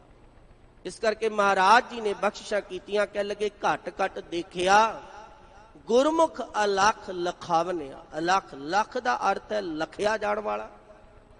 ਐੜਾ ਅਗੇਤਰ ਨਾ ਪੱਕੀ ਤਾਂ ਸ਼ਬਦ ਬਣ ਗਿਆ ਅਲਖ। ਔਰ ਅਲਖ ਦਾ ਅਰਥ ਹੈ ਜਿਹੜਾ ਨਹੀਂ ਲਖਿਆ ਜਾ ਸਕਦਾ, ਜਿਹੜਾ ਨਹੀਂ ਜਾਣਿਆ ਜਾ ਸਕਦਾ। ਜਿਸ ਵੇਲੇ ਗੁਰੂ ਵੱਲ ਮੁਖ ਕਰਕੇ ਬਾਣੀ ਨਾਲ ਜੁੜਿਆ ਜਾਏ, ਸ਼ਬਦ ਨਾਲ ਜੁੜਿਆ ਜਾਏ, ਤੇ ਫਿਰ ਉਹ ਮਾਲਕ ਵਾਹਿਗੁਰੂ ਜਿਹੜਾ ਲਖਿਆ ਨਹੀਂ ਜਾ ਸਕਦਾ, ਉਹਦੀ ਸੋਝੀ ਹੋ ਜਾਂਦੀ ਹੈ। ਸਭ ਮੈਂ ਜੋਤ, ਜੋਤ ਹੈ ਸੋਏ ਤਿਸ ਦਾ ਚਾਨਣ, ਸਭ ਮੈਂ ਚਾਨਣ ਹੋਏ ਗੁਰ ਸਾਖੀ ਜੋਤ ਪ੍ਰਗਟ। ਗੁਰੂ ਦੀ ਸਿੱਖਿਆ ਦੇ ਨਾਲ ਮਹਾਰਾਜ ਜੀ ਨੇ ਰਹਾਉ ਦੇ ਬੰਦ ਵਿੱਚ ਇਹ ਸ਼ਬਦ ਵਰਤਿਆ। ਅੱਗੇ ਸਤਿਗੁਰੂ ਜੀ ਨੇ ਅਗਲੇਰੇ ਬੰਦ ਵਿੱਚ ਰਹਿਮਤਾਂ ਕੀਤੀਆਂ, ਤੂੰ ਦਇਆਲ ਕਿਰਪਾਲ ਪ੍ਰਭ ਸੋਈ। ਹੇ ਅਕਾਲ ਪੁਰਖ ਵਾਹਿਗੁਰੂ, ਤੂੰ ਦਇਆ ਕਰਨ ਵਾਲਾ ਹੈ, ਤੂੰ ਕਿਰਪਾ ਕਰਨ ਵਾਲਾ ਹੈ। ਤੁਧ ਬਿਨ ਦੂਜਾ ਅਵਰ ਨ ਕੋਈ, ਤੇਰੇ ਤੋਂ ਬਿਨਾ ਕੋਈ ਦੂਜਾ ਨਹੀਂ। ਜਿਸ ਵੇਲੇ ਆਪ ਪਾਵਨ ਬਾਣੀ ਨੂੰ ਪੜ੍ਹੋ ਜੀ, ਪਾਵਨ ਬਾਣੀ ਵਿੱਚ ਸਤਿਗੁਰੂ ਇੱਕ ਦੀ ਗੱਲ ਕਰਦੇ ਨੇ। ਆਪਾਂ ਬਚਨ ਪੜ੍ਹਦੇ ਹਾਂ, ਏਕੋ ਹੈ ਭਾਈ ਏਕੋ ਹੈ, ਸਾਹਿਬ ਮੇਰਾ ਏਕੋ ਹੈ। ਕਰਨ ਕਾਰਨ ਪ੍ਰਭ ਏਕ ਹੈ, ਦੂਸਰ ਨਾਹੀ ਕੋਈ। ਦੂਜੇ ਦੀ ਗੱਲ ਹੀ ਨਹੀਂ। ਔਰ ਧਿਆਨ ਰੱਖਣਾ, ਜਦੋਂ ਦੂਜੇ ਵੱਲ ਬੰਦਾ ਤੁਰਿਆ ਨਾ, ਫਿਰ ਗੁਰੂ ਸਾਹਿਬ ਨੇ ਸਾਡੇ ਲਈ ਬੜੇ ਕਰੜੇ ਸ਼ਬਦ ਵੀ ਵਰਤੇ ਨੇ। ਕਰੜੇ ਸ਼ਬਦ ਮੈਂ ਤਾਂ ਕਹਿ ਰਿਹਾ ਜਿਵੇਂ ਘਰ ਦੇ ਵਿੱਚ ਬੱਚਾ ਹੋਵੇ ਨਾ ਜੀ, ਬੱਚਾ ਮਾਂ-ਬਾਪ ਦੇ ਕਹਿਣੇ ਤੋਂ ਬਾਹਰ ਹੋਣ ਲੱਗੇ, ਘਰ ਦੀ ਮਾਣ ਮਰਿਆਦਾ ਤੋਂ ਪਹਿਲਾਂ ਮਾਂ-ਬਾਪ ਪਿਆਰ ਨਾਲ ਸਮਝਾਉਂਦਾ ਹੈ, ਤੇ ਜਦੋਂ ਫਿਰ ਨਾ ਸਮਝੇ ਨਾ, ਫਿਰ ਥੋੜਾ ਜਿਹਾ ਮਾਂ-ਬਾਪ ਕੈੜਾ ਹੋ ਜਾਂਦਾ ਹੈ। ਪਰ ਯਾਦ ਰੱਖਿਓ, ਮਾਂ-ਬਾਪ ਦਾ ਉਹ ਕੈੜਾ ਹੋਣਾ, ਕਰੜਾ ਹੋਣਾ ਇਸ ਕਰਕੇ ਹੈ ਕਿ ਸਾਡਾ ਬੱਚਾ ਗਲਤ ਰਾਹ ਨਾ ਪੈ ਜਾਏ। ਬਿਲਕੁਲ ਐਵੇਂ ਗੁਰੂ ਸਾਹਿਬ ਜੀ ਨੇ ਸਾਨੂੰ ਪਾਵਨ ਬਾਣੀ ਦੇ ਅੰਦਰ ਜਿੱਥੇ ਉਪਦੇਸ਼ ਕੀਤਾ ਹੈ, ਤੇ ਜਦੋਂ ਅਸੀਂ ਗੁਰਬਾਣੀ ਦੇ ਮਿਆਰ ਤੋਂ ਬਾਹਰ ਹੋ ਕੇ ਆਪਣਾ ਜੀਵਨ ਜਿਉਣ ਲੱਗੇ, ਤੇ ਗੁਰੂ ਸਾਹਿਬ ਨੇ ਫਿਰ ਸਾਡੇ ਸੁਧਾਰ ਵਾਸਤੇ, ਸਾਡੇ ਭਲੇ ਵਾਸਤੇ ਮਹਾਰਾਜ ਨੇ ਕੁਝ ਕਰੜੇ ਸ਼ਬਦ ਵੀ ਵਰਤੇ। ਪਰ ਮੈਂ ਬੇਨਤੀ ਕਰਦਾ ਵਾਂ, ਜਿਹੜਾ ਬੱਚਾ ਮਾਂ-ਬਾਪ ਦੀ ਝਿੜਕ ਸਹਿ ਜਾਏ, ਜਿਹੜਾ ਬੱਚਾ ਆਪਣੇ ਅਧਿਆਪਕ ਦਾ ਦਬਕਾ ਸਹਿ ਜਾਏ, ਜੀਵਨ ਵਿੱਚ ਉਹ ਕਾਮਯਾਬ ਹੋ ਜਾਂਦਾ ਹੈ। ਤੇ ਜਿਹੜਾ ਮਾਂ-ਬਾਪ ਦੀ ਝਿੜਕ ਨਾ ਸਵੇ ਤੇ ਧਿਆਨ ਦੇਣਾ ਸਾਰੀ ਜ਼ਿੰਦਗੀ ਖੁਆਰ ਹੁੰਦਾ ਹੈ। ਗੁਰੂ ਵੀ ਸਾਡੇ ਤੂੰ ਮੇਰਾ ਪਿਤਾ, ਤੂੰ ਹੈ ਮੇਰਾ ਮਾਤਾ। ਤੇ ਮਹਾਰਾਜ ਜੀ ਨੇ ਫਿਰ ਜਦੋਂ ਇੱਕ ਨੂੰ ਛੱਡ ਕੇ ਦੂਜੇ ਵੱਲ ਤੁਰੇ ਨਾ, ਤੇ ਗੁਰੂ ਸਾਹਿਬ ਜੀ ਨੇ ਬਚਨ ਕੀਤਾ, ਤਿਆਗ ਸੁਆਮੀ ਆਨ ਜੋ ਚਿਤਵਤ। ਤਿਆਗ ਸੁਆਮੀ ਤੋਂ ਭਾਵ ਇੱਕ ਅਕਾਲ ਪੁਰਖ ਵਾਹਿਗੁਰੂ ਨੂੰ, ਗੁਰੂ ਨੂੰ ਛੱਡ ਕੇ ਆਨ ਜੋ ਚਿਤਵਤ, ਆਨ ਦਾ ਅਰਥ ਹੈ ਜੀ ਹੋਰ, ਜੋ ਦੂਜੇ ਨੂੰ ਚਿਤਵਦਾ ਹੈ। ਤਿਆਗ ਸੁਆਮੀ ਆਨ ਜੋ ਚਿਤਵਤ, ਮੂੜ ਮੁਗਦ ਖਲ ਖਾਰਤੇ। ਉਹ ਕੌਣ ਨੇ? ਪਰਲੇ ਦਰਜੇ ਦੇ ਮੂਰਖ ਨੇ। ਵਾਹਿਗੁਰੂ, ਮੈਂ ਤਾਂ ਅਰਥ ਕਰ ਰਿਹਾ ਜੀ ਬਾਣੀ ਦੇ। ਮਹਾਰਾਜ ਕਹਿੰਦੇ ਮੂੜ ਮੁਗਦ, ਪਰਲੇ ਦਰਜੇ ਦਾ ਮੂਰਖ ਹੈ, ਫਿਟਕਾਰ ਯੋਗ ਹੈ। ਖਾਲ ਦਾ ਅਰਥ ਹੈ ਮੂਰਖ, ਤੇ ਖਾਰ ਦਾ ਅਰਥ ਹੈ ਖੋਤਾ ਹੈ। ਤੇ ਮਹਾਰਾਜ ਕਹਿ ਲਗੇ ਉਹਨਾਂ ਦੀ ਹਾਲਾਤ ਕੀ ਹੈ? ਮੂੜ ਮੁਗਦ ਖਾਲ ਖਾਰਤੇ, ਕਾਗਰ ਨਾਮ ਲੰਘੈ ਕਿਤ ਸਾਗਰ, ਬ੍ਰਿਥਾ ਕਥਤ ਹਮ ਤਰਤੇ। ਕਹਿੰਦੇ ਕਾਗਜ਼ ਦੀਆਂ ਬੇੜੀਆਂ ਤੇ ਸਵਾਰ ਹੋਏ ਫਿਰਦੇ ਤੇ ਕਹਿੰਦੇ ਅਸੀਂ ਪਾਰ ਹੋ ਜਾਵਾਂ। ਇਸ ਕਰਕੇ ਮਹਾਰਾਜ ਕਹਿ ਲਗੇ ਧਿਆਨ ਰੱਖ, ਉਸ ਅਕਾਲ ਪੁਰਖ ਵਾਹਿਗੁਰੂ ਤੋਂ ਬਿਨਾਂ ਕਿਸੇ ਆਕਾਰ, ਕਿਸੇ ਸਰੀਰ ਨਾਲ ਨਹੀਂ ਜੁੜਨਾ। ਉਹ ਮਾਲਕ ਵਾਹਿਗੁਰੂ ਆਪ ਹੈ, ਤੁਧ ਬਿਨ ਦੂਜਾ ਅਵਰ ਨ ਕੋਈ। ਗੁਰ ਪ੍ਰਸਾਦ ਕਰੇ ਨਾਮ ਦੇਵੈ, ਨਾਮੇ ਨਾਮ ਸਮਾਵਣਿਆ। ਜਿਸ ਵੇਲੇ ਗੁਰੂ ਦੀ ਰਹਿਮਤ ਹੋ ਜਾਏ, ਬਖਸ਼ਿਸ਼ ਹੋ ਜਾਏ, ਉਹ ਮਾਲਕ ਵਾਹਿਗੁਰੂ ਆਪਣੇ ਨਾਮ ਦੀ ਬਖਸ਼ਿਸ਼ ਕਰ ਦਵੇ, ਸ਼ਬਦ ਦੀ ਬਖਸ਼ਿਸ਼ ਕਰ ਦਵੇ। ਫਿਰ ਹਿਰਦੇ ਦੇ ਵਿੱਚ ਗੁਰੂ ਦੀ ਸਦੀਵੀ ਯਾਦ ਟਿਕ ਜਾਂਦੀ ਹੈ। ਤੂੰ ਆਪੇ ਸੱਚਾ ਸਿਰਜਣਹਾਰਾ, ਭਗਤੀ ਭਰੇ ਤੇਰੇ ਪੰਡਾਰਾ। ਉਹ ਮਾਲਕ ਵਾਹਿਗੁਰੂ ਸੱਚਾ ਹੈ, ਸਿਰਜਣਹਾਰ ਬਣਾਉਣ ਵਾਲਾ ਹੈ। ਤੇ ਉਸ ਮਾਲਕ ਵਾਹਿਗੁਰੂ ਦੇ ਘਰ ਬੇਅੰਤ ਭਗਤੀ ਤੇ ਭੰਡਾਰ ਹਨ। ਭਗਤੀ ਕੀ ਹੈ ਜੀ? ਗੁਣਾਂ ਦਾ ਜੀਵਨ ਵਿੱਚ ਆ ਜਾਣਾ।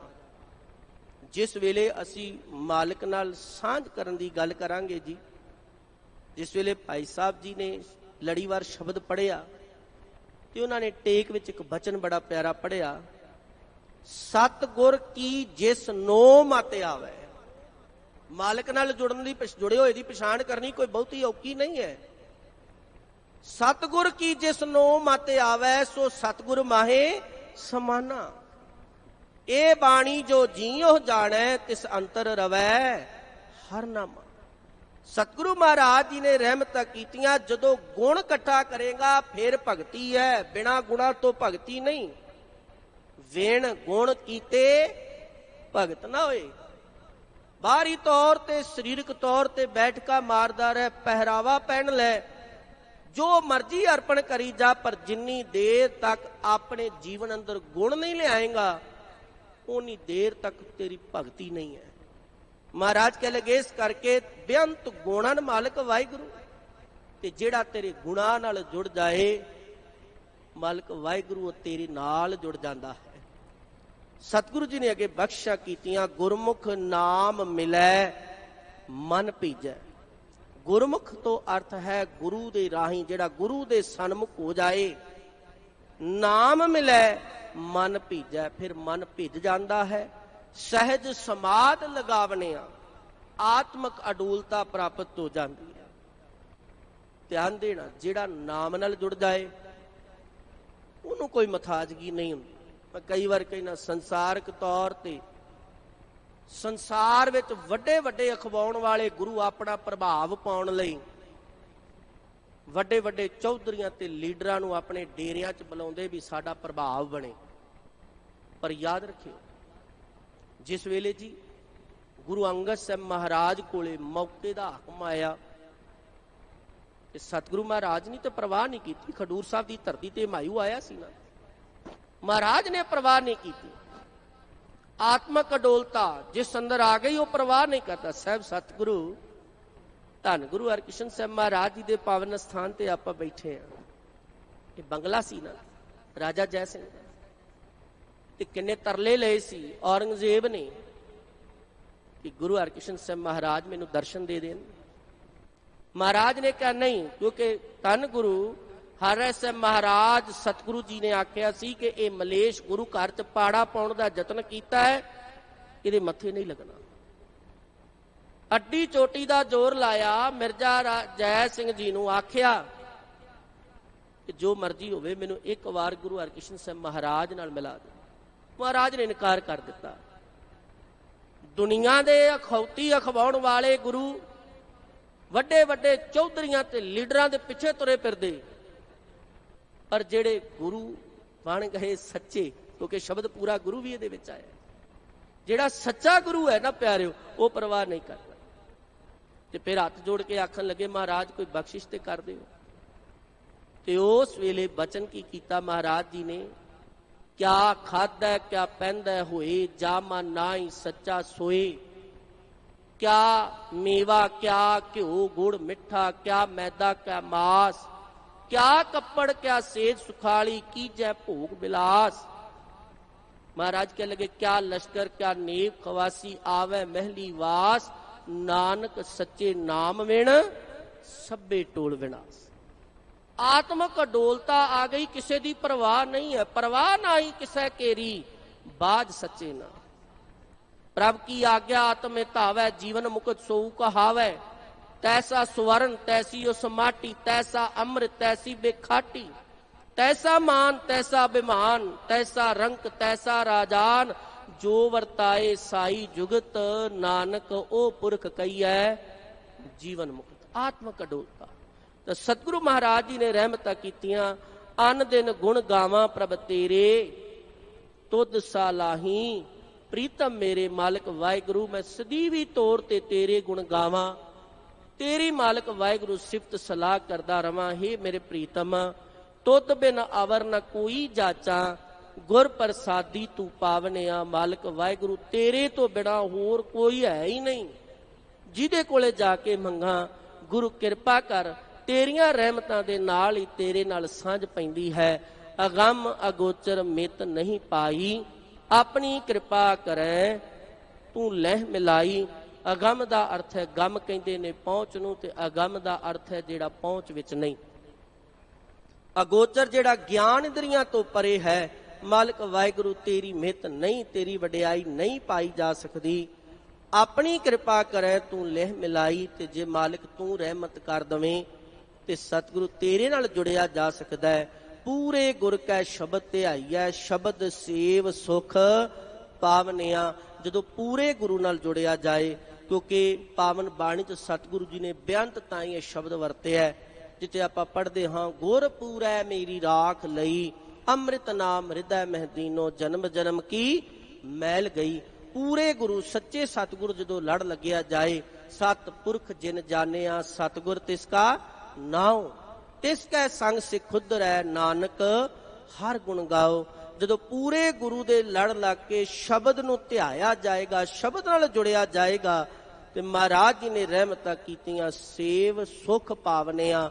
ਫਿਰ ਆਤਮਿਕ ਜੀਵਨ ਦਾ ਆਨੰਦ ਪ੍ਰਾਪਤ ਹੁੰਦਾ ਹੈ। ਰਸਨਾ ਗੁਣਵੰਤੀ ਗੁਣ ਗਾਵੈ, ਨਾਮ ਸਲਾਹੇ ਸੱਚੇ ਭਾਵੈ। ਇਹ ਜ਼ੁਬਾਨ ਸਦਾ ਤੇਰੇ ਗੁਣ ਗਾਉਂਦੀ ਰਹੇ।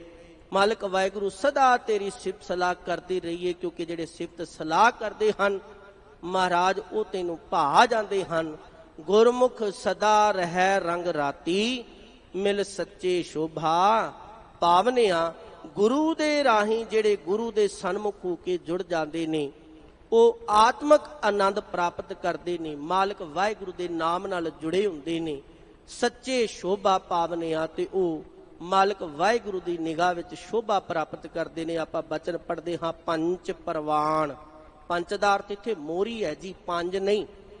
ਜਿਵੇਂ ਆਪਾਂ ਕਹਿੰਦੇ ਆ ਸਰਪੰਚ ਭਾਵ ਮੋਹਰੀ ਆਗੂ, ਇਸੇ ਤਰ੍ਹਾਂ ਉਹ ਗੁਰਮੁਖ ਜਿਹੜੇ ਗੁਰੂ ਨਾਲ ਜੁੜ ਗਏ, ਪੰਚ ਪ੍ਰਵਾਨ ਪੰਚ ਪ੍ਰਧਾਨ ਪੰਚੇ ਪਾਵੈ ਦਰਗਹ ਮਾਨ ਪੰਚੇ ਸੋਹੈ ਦਰ ਰਾਜ਼ਾਨ ਪੰਚਾਂ ਕਾ ਗੁਰ ਏਕ ਧਿਆਨ।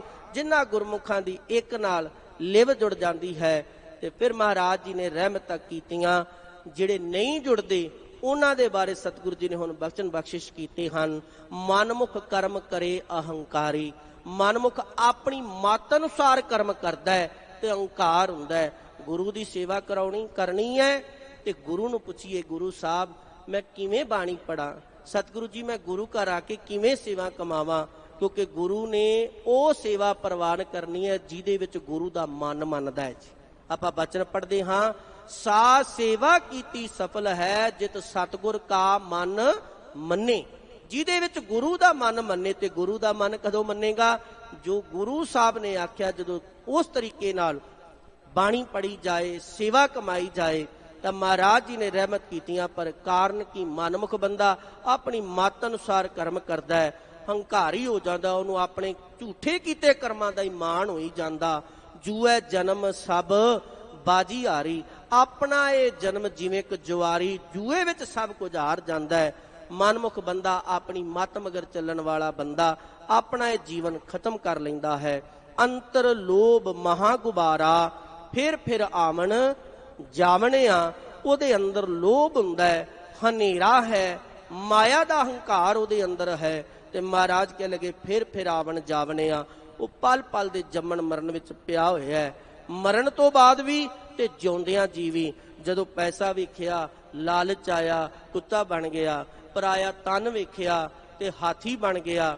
ਜਦੋਂ ਆਲਸੀ ਹੋਇਆ ਮਹਾਰਾਜ ਕਹਿ ਲਗੇ ਇਹ ਬਲਦ ਬਣ ਗਿਆ। ਆਪਾਂ ਬਚਨ ਪੜ੍ਹਦੇ ਹਾਂ, ਗੁਰਮੰਤਰਹੀਣ ਸਜੋ ਪ੍ਰਾਣੀ ਤਿਰਗੰਤ ਜਨਮ ਭ੍ਰਸ਼ਟਨ ਊਕਰਹਿ ਸੂਕਰਹਿ ਗਰਦਬਹਿ ਕਾਂਕੈ ਸਰਪਨੈ ਤੁਲ ਖਲੈ। ਜਿਉਂਦਿਆਂ ਜੀ ਉਹਦਾ ਜੀਵਨ ਵੀ ਜਿਹੜਾ ਹੈ ਪਲ ਪਲ ਦੇ ਜੰਮਣ ਵਾਲਾ ਮਰਨ ਵਾਲਾ ਬਣ ਜਾਂਦਾ ਹੈ।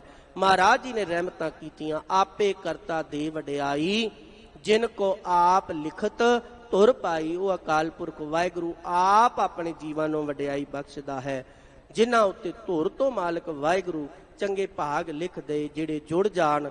ਨਾਨਕ ਨਾਮ ਮਿਲੈ ਭਉ ਭੰਜਨ ਗੁਰ ਸ਼ਬਦੀ ਸੁਖ ਪਾਵਨਿਆ ਹੀ ਨਾਨਕ। ਉਹਨਾਂ ਨੂੰ ਮਾਲਕ ਵਾਹਿਗੁਰੂ ਦਾ ਉਹ ਨਾਮ ਜਿਹੜਾ ਸਾਰੇ ਡਰਾਂ ਨੂੰ ਮੁਕਾ ਦਿੰਦਾ। ਆਪਾਂ ਬਚਨ ਪੜ੍ਹਦੇ ਹਾਂ, ਜਿਨ ਨਿਰਭਉ ਜਿਨ ਹਰ ਨਿਰਭਉ ਧਿਆਇਆ ਜੀ ਤਿਨ ਕਾ ਭਉ ਸਭ ਗਵਾਸੀ। ਉਹਨਾਂ ਦੇ ਡਰ ਮੁੱਕ ਜਾਂਦੇ ਹਨ। ਪਰ ਕਿਵੇਂ? ਜਦੋਂ ਗੁਰ ਸ਼ਬਦੀ ਸੁਖ ਪਾਵਨਿਆ, ਗੁਰੂ ਸ਼ਬਦ ਨਾਲ ਜੁੜੇਗਾ, ਮਾਲਕ ਦੇ ਗੁਣ ਗਾਏਗਾ, ਉਦੋਂ ਉਹਦੇ ਜੀਵਨ 'ਚ ਆਤਮਿਕ ਸੁਖ ਤੇ ਅਡੋਲਤਾ ਹੁੰਦੀ ਹੈ। ਧਿਆਨ ਦੇਣਾ ਜੀ, ਅਸੀਂ ਗੁਰੂ ਦੇ ਗੁਣ ਗਾਉਣੇ ਨੇ। ਪਾਵਨ ਬਾਣੀ ਅੰਦਰ ਬੇਅੰਤ ਤਾਂ ਹੀ ਸਤਿਗੁਰੂ ਮਹਾਰਾਜ ਕਹਿੰਦੇ ਤੂੰ ਮਾਲਕ ਦੇ ਗੁਣ ਗਾ, ਤੂੰ ਮਾਲਕ ਵਾਹਿਗੁਰੂ ਦੀ ਉਸਤਤ ਕਰ। ਕੀ ਗੁਰੂ ਨੂੰ ਚਾਹ ਹੈ? ਧਿਆਨ ਦੇਣਾ, ਸੰਸਾਰਿਕ ਬੰਦਾ ਕਿਸੇ 10 ਬੰਦੇ 50 ਬੰਦਿਆਂ ਵਿੱਚ ਜਾਏ, ਅੰਦਰ ਉਹਦੇ ਅੰਦਰ ਭਾਵਨਾ ਹੈ ਮੇਰੇ ਨਾਮ ਦੇ ਜਕਾਰੇ ਲੱਗਣ, ਮੇਰੀ ਵਡਿਆਈ ਹੋਵੇ, ਮੇਰੀ ਸ਼ੋਭਾ ਹੋਵੇ। ਤੇ ਜੇ ਗੁਰੂ ਵੀ ਐਸਾ ਚਾਹੁੰਦਾ ਹੈ? ਨਹੀਂ ਪਿਆਰਿਓ, ਗੁਰੂ ਦੇ ਗੁਣ ਇਸ ਕਰਕੇ ਅਸੀਂ ਨਹੀਂ ਗਾਉਂਦੇ। ਗੁਰੂ ਦੇ ਅਸੀਂ ਗਾਈਏ ਤੇ ਨਾ ਗਾਈਏ, ਨਾ ਉਹ ਵੱਡਾ ਹੋ ਜਾਣਾ, ਨਾ ਉਹਨੇ ਕਿਸੇ ਦੇ ਕਿਹਾ ਛੋਟਾ ਹੋ ਜਾਣਾ।